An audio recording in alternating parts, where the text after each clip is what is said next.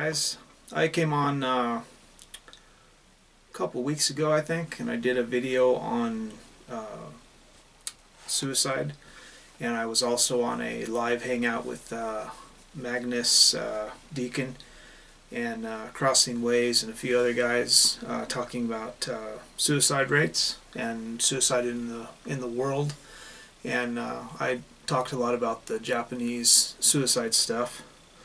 So I thought I'd come on and do another video on that, because a week or two before that I had put out a video on Japanese suicide as well. So this is going to be a continuing of that. People are always asking, like, what are the suicide rates? I've heard they're high here. Well, we're on an average right now of about 70 or so, maybe a little bit more, between 70 and 100 suicides per day. We have a forest at the bottom of Mount Fuji that a lot of people go to and commit suicide in.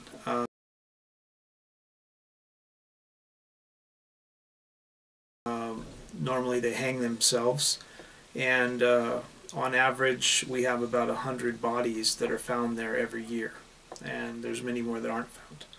So, like I say, on an average, it's about 70 to 100 people die per day. And out of the 70 to 100 people, 70% of those are actually Japanese men.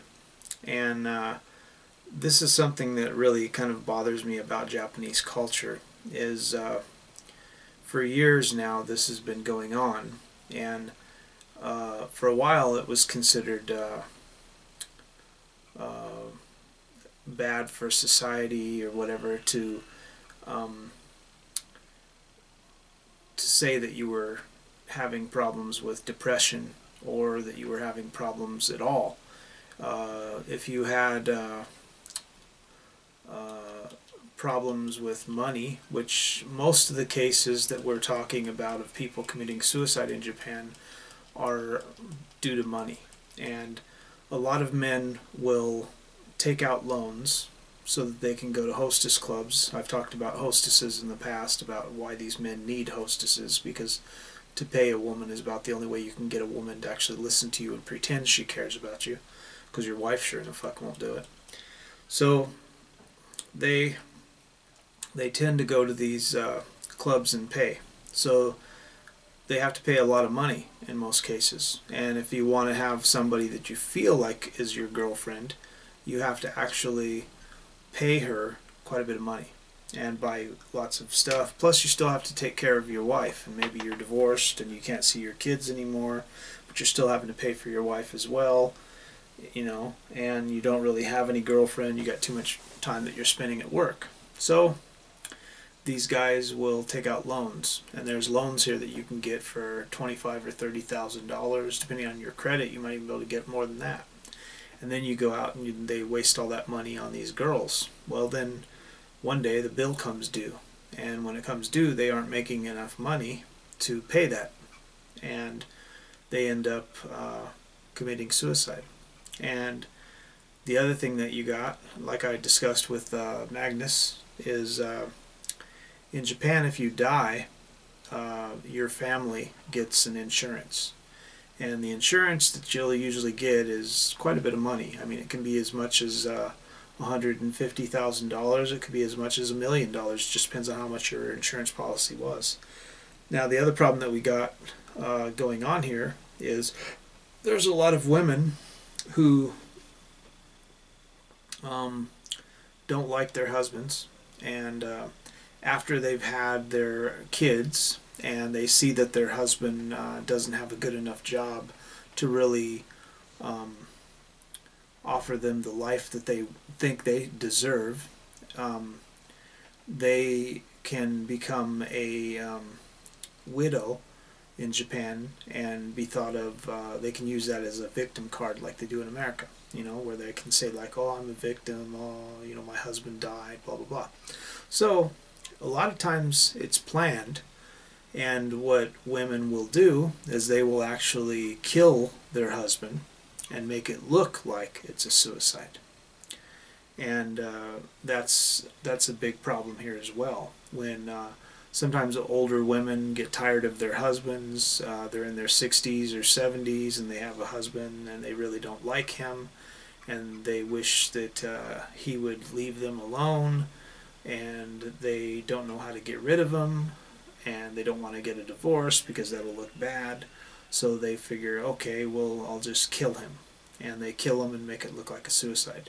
There's been several women that have came out and talked about they've killed their husbands. There's also something here, there's a bad problem here called utsubyu, and that's extreme depression. And it's such a big problem that you can get paid leave from your job for 6 months to as much as 2 years. And what they do with this is, it's actually such a big problem in Japan that, as I've talked before about the people that work 90 hours a week, that's an average work week in Japan, 90 hours. So you really don't have time to do anything. And a lot of these men, because of these loans, work themselves to death and end up sitting at the desk and dying. And that's a common problem as well. So, because of this extreme work week and this extreme life that they've set up for themselves here, and the complete lack of awareness of where this is coming from, which is females, they try to act like it's not the case. But most companies that you work at in Japan, almost 95 to 100% of them, actually have their own hospitals that deal with depression, and they will actually pay and not try to tell anybody. You know, they don't want to have a bad reputation, but every company has one of these. They will pay somebody to go to these places and try to get treated for depression so that they can come back to work and continue to work for them. And instead of changing their ways and changing their policies and giving people a better life and a better way of living, they will just treat the person and put them back to work when they get out. And in many cases, some of these people will take the 6 months off and they'll go to that forest and kill themselves, and they're never heard from again. And if they are, it's because they've died, and people just go on about their lives and act like it's not a big problem. Because here in Japan, the life of a male is not really worth much. You know, you're only worth as much as you can provide for your family. If you have a good job and you make good money, then you're a good man. And if you get older and you lose your job and you can't find a job and you have bills to pay, well, then your wife divorces you, takes your kids, finds another husband or a boyfriend to take care of her, and then they try to live off of you. And then when you get tired of that and commit suicide, they still get insurance money, life insurance money. So this is the little dichotomy we have set up here in Japan, where men's lives really aren't worth a lot. And a lot of people talk about the suicide rates, you know, and this is the reason why it's high, but it's also high because people don't want to. I don't know what it is about Japan, but they're really a hear no evil, speak no evil, see no evil kind of thing, where they don't want people to change the go along to get along concept that they have going on here. Like I always talk about, it really pisses me off, these happy-go-lucky YouTubers that act like everything's great and happy and lovely, and it may be for them, but it's not for most people, and that actually gets people more depressed when you don't talk about real life, when you don't talk about what's really going on in your life. You know, when you try to act like your life is better than it is, or you're worried about what people will think, which is not something that I do. You know, I don't care what people think about anything that I say, but a lot of people do. There are a lot of Japanese vloggers that vlog, and they worry that Japanese people who speak English will come onto their site and say, I can't believe you're talking bad about Japan. And, you know, like, in every country, I always talk about shit that goes on in America. In every fucking country, there's something that's bad about the country. In Japan, it's the culture. The culture of willing ignorance is destroying this country. The complete lack of awareness of what's going on, and the way that they completely turn their heads to the conflict that's going on here between women and men, and the death toll from that is astounding.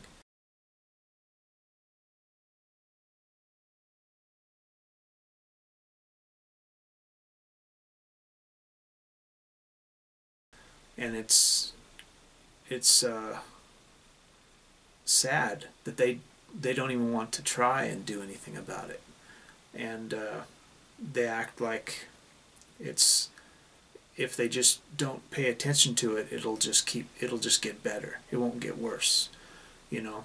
So if we just act like it's not happening, then it's not happening, and that's the way the culture is set up here in Japan. Is we should just act like nothing's wrong, and then people will think nothing's wrong. You know, it's like with the Fukushima power plant. You know, how there's nuclear waste spilling into the ocean, and I believe it's still spilling into the ocean now. And they're saying, oh no, it's all right, we've got it all under control and everything's fine. But they've actually had a rise in thyroid cancer, and there's children dying right now. There's actually cases of children that have already died from the Fukushima power plant in that area. Everybody was evacuated, and a lot of people have evacuated almost immediately, and those children are already getting thyroid cancer, you know. And they say, oh no, it's fine, you know. And that's just the culture that we live in, where the government doesn't want anyone to speak poorly of it. And a lot of the people that are on YouTube want to act like everything is rainbows and sunshine and glitter over here. And it's just like every other country. If you come to Japan, it's no different than any other country. There's shit about it that's fucked up, and there's shit about it that's really cool. And being made aware of those isn't bad, you know. Having somebody tell you how fucked up the culture is here and what's really going on isn't something that's bad. It's truth. Truth hurts. Deal with it, you know. So that's what I figured I'd come on and talk to you about today. You know, I figured I'd talk to you about the lie that they're living here in Japan, and show you how bad it is and why we have herbivore men here and why the suicide rate is so high here. And I hope this explains it a little bit more. Kind of taking the cherry off the top. A lot of people that are on my site really like Japan and think Japan's great and want to come live here. And I feel my duty, if you want to come here, is to point out the facts and the truth and not sugarcoat it. Tell you what's really going on here. I want to live here the rest of my life. I don't care. I'm not ever going to get married to a Japanese woman, so I don't really care. It's not in my plans. I plan on having a company, maybe starting a college, and doing my own thing and just existing here on my own, which is a good culture to do that in. If you don't seek out relationship, like a sexual relationship or anything like that, you won't find one here, and that's what's kind of nice, you know. So you're not sought after if you are not looking. So, and I don't look, so that's a good thing here. So I figured I'd just come and talk to that. If you guys got anything you want to add to the conversation, put it in the description below.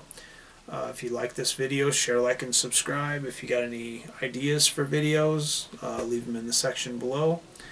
And thanks for watching.